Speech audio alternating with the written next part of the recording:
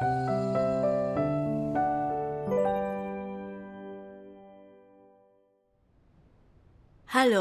saya Sioning. Kita melihat bencana silih berganti. Pandemi merajalela. Orang percaya menantikan Tuhan datang di atas awan dan mengangkat mereka ke langit untuk menyelamatkan dari bencana dan membawa ke kerajaan surga. Mereka menatap ke langit dan berdoa, menanti Tuhan di atas awan, menanti tanpa henti. Takut Tuhan akan datang dan jatuh ke dalam bencana. Namun mereka merasa kecewa. Karena bencana telah datang, tetapi mereka belum menyambut Tuhan Yesus dari langit. Banyak orang bertanya-tanya, apakah Tuhan Yesus sungguh akan datang? Ada yang merasa gelisah, mengira mereka dilemparkan Tuhan ke dalam bencana. Merasa tidak berdaya, pendeta mengubah cerita dan berkata Tuhan datang selama atau setelah bencana. Beberapa bahkan mengklaim Tuhan akan datang tahun 2028 atau tahun 2030. Penafsiran kitab suci ini bisa membuat orang percaya terkena bencana, tetapi yakin semua baik-baik saja. Namun demikian, meski telah lama percaya, mereka belum menyambut Tuhan. Kita dapat membayangkan betapa sulitnya ini. Orang beriman tahu apa yang Alkitab katakan. Terkena bencana dan meratap adalah tanda kehinaan. Berhasil atau gagal itu dari menyambut Tuhan sebelum bencana. Lalu, mengapa orang di dunia agama belum menyambut Tuhan, tetapi telah terkena bencana? Mungkinkah Tuhan tidak setia hingga Dia belum menampakkan diri? Sama sekali tidak. Kegagalan dunia agama menyambut Tuhan bukan berarti Dia belum kembali. Sebenarnya, Dia sudah lama kembali dalam daging dan menampakkan diri. Banyak dari denominasi mendengar suara Tuhan dan menyambutnya. Namun, dunia agama yang memegang gagasan Dia datang di atas awan belum menyambutnya. Tahun 1991, Kilat dari Timur mulai bersaksi tentang penampakan Tuhan yang Maha Kuasa. Itulah kesaksian mereka selama 3 dekade. Tuhan yang Maha Kuasa mengungkapkan jutaan firman. Dan orang dari denominasi yang mencintai kebenaran, membaca firman-Nya, mengenalinya sebagai kebenaran murni, menyadari mendengar suara Tuhan dan datang ke hadapan Tuhan dan menyambutnya. Kebenaran yang diungkapkan Tuhan sudah lama dipublikasikan online. Bersinar dari timur ke barat seperti terang besar menerangi dunia. Yang menggenapi firman Tuhan Yesus. Karena sama seperti kilat datang dari arah timur dan bersinar ke arah barat, demikianlah kedatangan Anak Manusia kelak. Penampakan Tuhan yang Maha Kuasa mengguncangkan dunia. Sementara kekuatan antikristus dunia agama menghakimi, mengutuk, dan menentang kilat dari timur, bahkan tanpa menyelidikinya. Satu-satunya dasar mereka, Tuhan Yesus yang tidak datang di atas awan itu palsu. Dan Tuhan yang berinkarnasi pasti Kristus palsu. Kita melihat dunia agama tidak menyambut Tuhan dan jatuh dalam bencana karena belum mengikuti nubuat Tuhan Yesus untuk menyambutnya. Dan mengikuti gagasan mereka sendiri, sewenang-wenang memutuskan Tuhan harus datang di atas awan. Mereka rindu Tuhan mengangkat mereka ke kerajaan surga tanpa menerapkan firman Tuhan.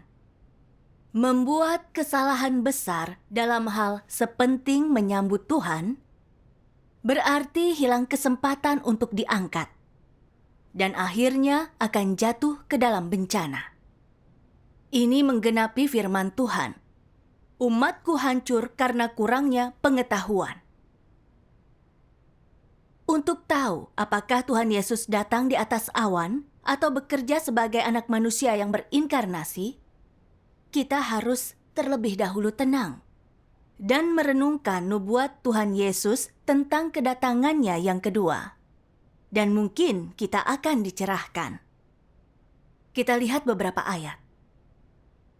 Karena sama seperti kilat datang dari arah timur dan bersinar ke arah barat, demikianlah kedatangan Anak Manusia kelak. Karena sama seperti kilat yang memancar dari satu bagian di bawah langit, bersinar sampai ke bagian lain di bawah langit, demikian juga Anak Manusia saat hari kedatangannya tiba. Tetapi pertama-tama, dia harus mengalami berbagai penderitaan dan ditolak oleh generasi ini. Karena itu, hendaklah engkau berjaga-jaga, sebab Anak Manusia akan datang pada waktu yang tidak engkau duga. Sama seperti pada zaman Nuh, begitu juga saat kedatangan Anak Manusia. Dan pada tengah malam terdengar teriakan, lihat, mempelai laki-laki datang, keluarlah menyambutnya. Jika engkau tidak berjaga-jaga, aku akan datang kepadamu bagaikan pencuri, dan engkau tidak akan tahu kapan waktunya aku akan datang kepadamu. Lihatlah, aku datang bagaikan pencuri. Lihatlah, aku berdiri di pintu dan mengetuk. Kalau ada orang yang mendengar suaraku dan membuka pintu itu, aku akan datang masuk kepadanya dan bersantap dengannya, dia bersamaku. Jika kita renungkan ayat ini, kita bisa lihat nubuat Tuhan tentang kedatangannya menyebut Anak Manusia. Kedatangan Anak Manusia datang, Anak Manusia di hari kedatangannya. Sama seperti zaman Nuh, begitu juga kedatangan Anak Manusia. Dia berkata kedatangan Anak Manusia berkali-kali. Ini penting bagi kita untuk menyambut Tuhan. Jadi mengacu pada siapakah Anak Manusia? Pastilah Roh Tuhan yang mengenakan daging sebagai Anak Manusia. Ini mengacu pada inkarnasi Tuhan. Tuhan juga berkali-kali mengatakan akan kembali bagai pencuri.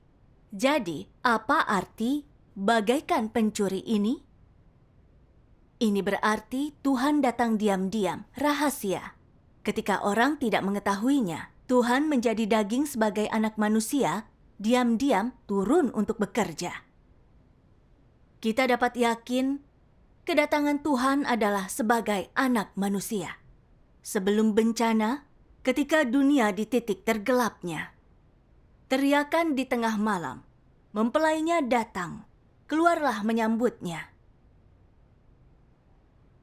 Kilat dari timur telah bersaksi tentang Tuhan yang Maha Kuasa sejak 1991 sampai sekarang. Dan selama 30 tahun ini, mereka ditindas, ditangkap, dan dianiaya gila-gilaan oleh PKT. PKT memakai mesin propaganda nasionalnya, menyebarkan nama Tuhan yang Maha Kuasa ke seluruh dunia, hingga semua orang familiar dengannya. Ini menggenapi nubuat Tuhan Yesus. Karena sama seperti kilat yang memancar dari satu bagian di bawah langit, bersinar sampai ke bagian lain di bawah langit, demikian juga Anak Manusia saat hari kedatangannya tiba. Tetapi pertama-tama, dia harus mengalami berbagai penderitaan dan ditolak oleh generasi ini.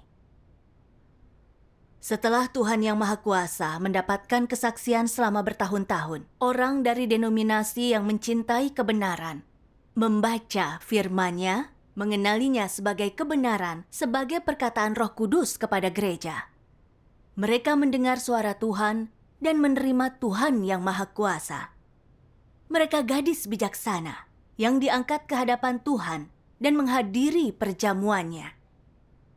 Bahkan banyak orang yang dahulu mengutuk Tuhan yang Maha Kuasa, kemudian membaca firman-Nya, mendengar suaranya, dan datang ke hadapannya. Mereka lalu merasa menyesal menentang Tuhan yang Maha Kuasa. Gadis bijaksana yang ikut perjamuan kawin anak domba ini bersaksi bahwa Tuhan adalah penampakan kedatangan Anak Manusia.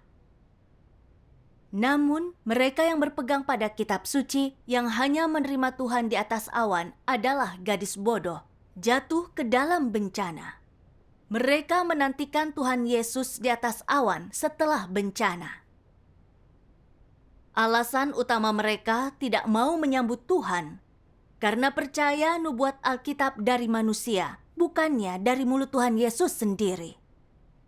Mereka hanya menerima Tuhan yang di atas awan, tetapi menolak kenyataan bahwa Tuhan dalam daging bekerja sebagai anak manusia. Mereka ini sangat tersesat dan bodoh. Tuhan menyebut anak manusia berkali-kali. Tetapi banyak pendeta dan sarjana Alkitab yang cerdas dan bijaksana telah mengacaukan gagasan tentang anak manusia. Mereka korban kecerdasan mereka sendiri. Tuhan yang Maha Kuasa mengungkap banyak kebenaran, tapi mereka menolaknya. Bukankah itu adalah kebutaan? Jika bukan Tuhan yang berinkarnasi, bagaimana bisa mengungkap kebenaran? Mereka masih memegang gagasan, mereka hanya dapat menerima Tuhan Yesus yang turun di atas awan, hingga mereka hilang kesempatan diangkat dan masuk bencana. Itu akan menjadi penyesalan abadi. Kita bisa melihat Tuhan telah kembali sebagai anak manusia yang berinkarnasi.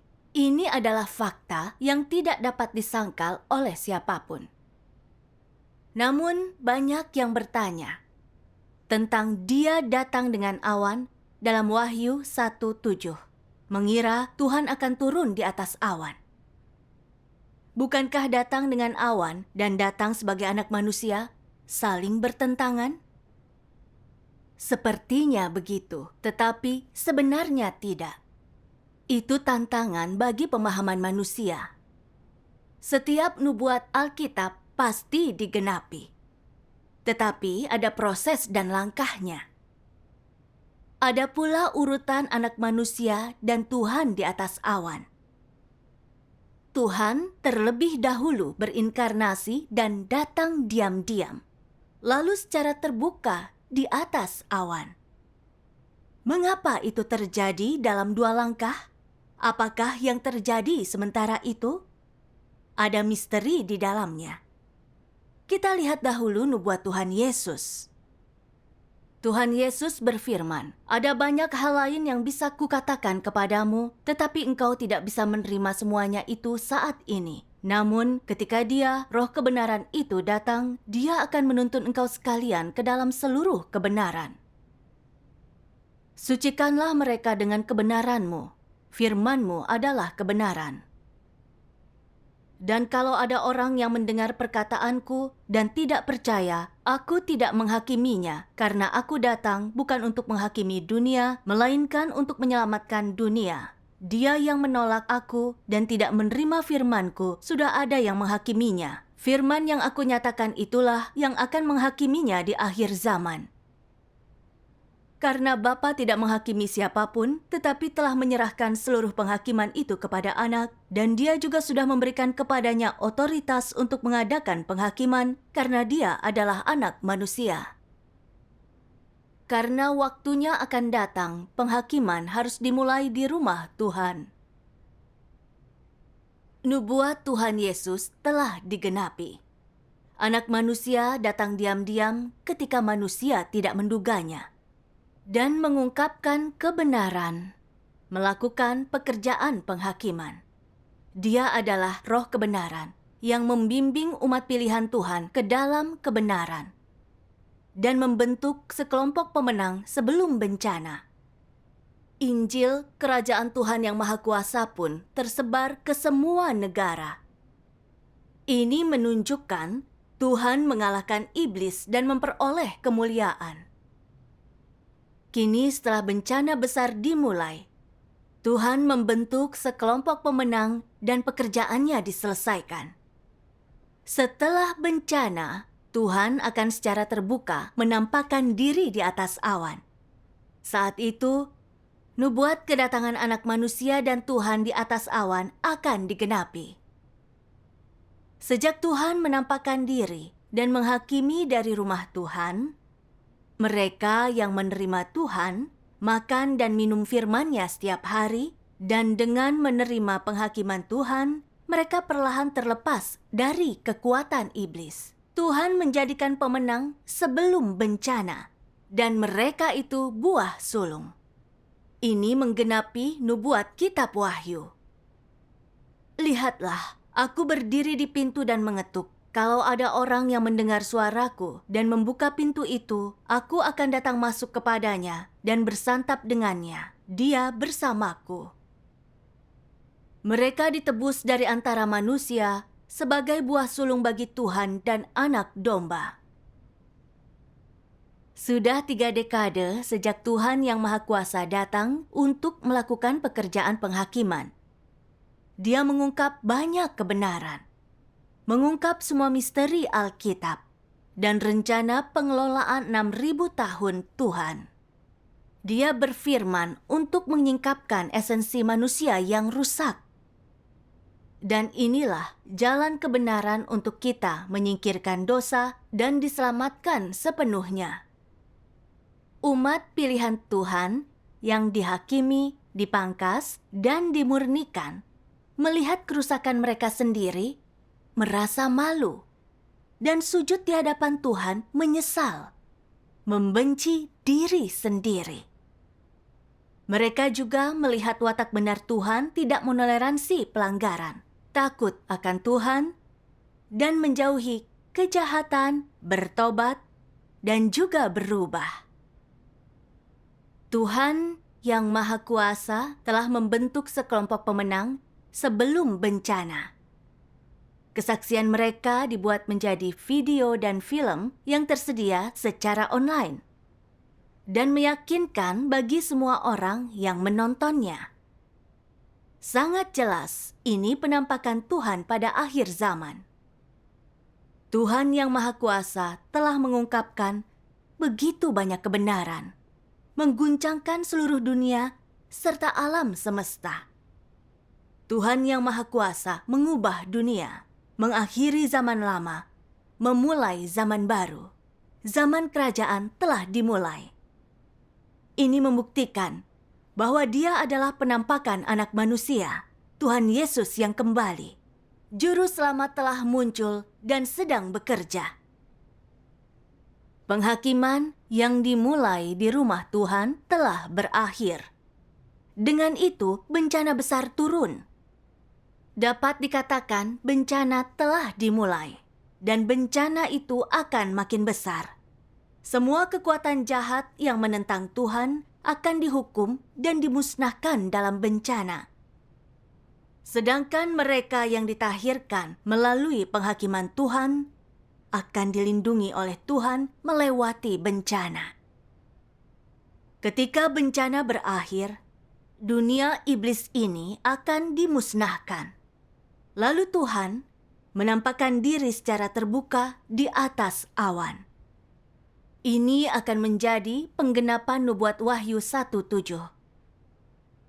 Lihatlah, Dia datang dengan awan-awan, dan setiap mata akan melihatnya, juga mereka yang menikam Dia, dan semua orang di bumi akan meratap karena Dia. Mengapa semua orang akan meratap? Tuhan yang Maha Kuasa telah mengungkapkan banyak kebenaran. Tetapi mereka menolak menyelidiki dan bahkan mengutuk dan menghujat Dia bersama kekuatan antikristus dunia agama. Mereka menyinggung watak Tuhan dan jatuh ke dalam bencana. Mereka akhirnya akan menyesal dan menggertakkan gigi. Menggenapi nubuat menyedihkan kitab Wahyu. Dan semua orang di bumi akan meratap karena Dia. Mereka yang ditahirkan dengan menerima penghakiman Tuhan yang Maha Kuasa akan melihat Tuhan menampakkan diri dan menari dengan sukacita yang tidak tertahankan, memuji hikmat dan keadilan Tuhan. Sebagaimana Tuhan berfirman, Tuhan yang Maha Kuasa berfirman, belas kasihanku Kuungkapkan kepada orang-orang yang mengasihi aku dan menyangkal dirinya sendiri. Sementara itu, hukuman menimpa orang-orang jahat yang justru merupakan bukti dari watakku yang benar dan bahkan lebih dari itu merupakan kesaksian akan murkaku. Ketika bencana datang, semua orang yang menentang aku akan menangis saat mereka menjadi korban kelaparan dan wabah. Mereka yang telah melakukan segala macam kejahatan, tetapi telah mengikuti aku selama bertahun-tahun tidak akan luput membayar dosa-dosa mereka. Mereka juga akan dilemparkan ke dalam bencana, seperti yang jarang terlihat selama jutaan tahun, dan mereka akan hidup dalam keadaan panik dan ketakutan terus-menerus. Dan para pengikutku yang telah menunjukkan kesetiaan kepadaku akan bersukacita dan mengeluh-elukan keperkasaanku. Mereka akan mengalami kepuasan yang tak terlukiskan dan hidup di tengah sukacita seperti yang belum pernah kuanugerahkan sebelumnya kepada umat manusia. Karena aku menghargai perbuatan baik manusia dan membenci perbuatan jahat mereka. Sejak pertama kali aku mulai memimpin umat manusia, aku telah sangat berharap untuk mendapatkan sekelompok orang yang sepikiran denganku. Sementara itu, mereka yang tidak sepikiran denganku tidak akan pernah kulupakan. Aku selalu membenci mereka dalam hatiku, menunggu kesempatan untuk memberi pembalasan kepada mereka yang akan membuatku senang melihatnya. Sekarang, hariku akhirnya tiba dan aku tidak perlu lagi menunggu. Tuhan mengungkapkan kebenaran untuk penghakimannya, untuk mentahirkan manusia. Hanya ini kesempatan untuk diselamatkan dan masuk kerajaan, dan kesempatan sekali seumur hidup. Bencana besar dimulai. Mereka yang sadar dan menyelidiki pekerjaan baru Tuhan akan tepat waktu. Karena Tuhan berfirman, ketika aku menghajar orang banyak, orang-orang agamawi dalam tingkat beragam akan kembali ke kerajaanku, ditaklukkan pekerjaanku. Mereka akan melihat kedatangan yang Maha Kudus di atas awan putih. Kita bisa lihat, ada orang yang mendengar suara Tuhan, melihat perbuatannya, datang kepadanya, dan memperoleh keselamatannya di tengah bencana, yaitu diangkat dalam bencana. Itu kesempatan terakhir mereka dan belas kasihan Tuhan bagi manusia. Orang cerdas tahu memilih yang mana. Mereka yang menantikan kedatangan Tuhan di atas awan akan memiliki kesudahan yang jelas. Mari kita lihat satu firman terakhir hari ini. Tuhan yang Maha Kuasa berfirman, banyak orang mungkin tidak peduli dengan apa yang aku katakan, tetapi aku tetap ingin memberitahu setiap orang yang disebut orang kudus yang mengikuti Yesus, bahwa ketika engkau melihat Yesus turun dari surga di atas awan putih dengan matamu sendiri, itu akan menjadi penampakan terbuka dari sang matahari kebenaran.